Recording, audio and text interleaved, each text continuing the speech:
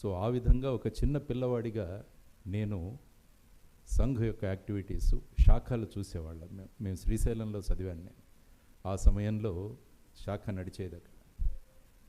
చెట్టు కింద ఒక జెండా పెట్టి వాళ్ళందరూ వచ్చి కవాతు తర్వాత చర్చలు జరుపుతుండేవాళ్ళు. మేము చిన్నపిల్లలుగా దూరం నుంచి చూసేవాళ్ళం ఇవన్నీ కూడా.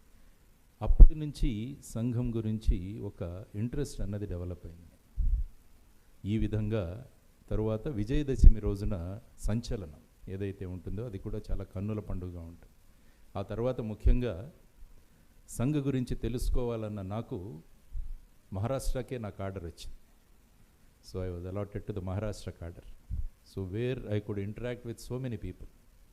నాగ్పూర్ కావచ్చు, లేకుంటే మిగతా ప్రాంతాలు కావచ్చు. ఆ ప్రాంతాల్లో కూడా నా పోలీసు డ్యూటీలలో కూడా నాకు సపోర్ట్ చేసిన వాళ్ళు, ఫీల్డ్ లెవెల్ నుంచి కరెక్ట్ ఇన్ఫర్మేషన్ ఇచ్చేవాళ్ళ గురించి నేను ఎప్పుడు కూడా స్వయం సేవకు దగ్గర నుంచి నేను ఇన్ఫర్మేషన్ తీసుకున్నాను.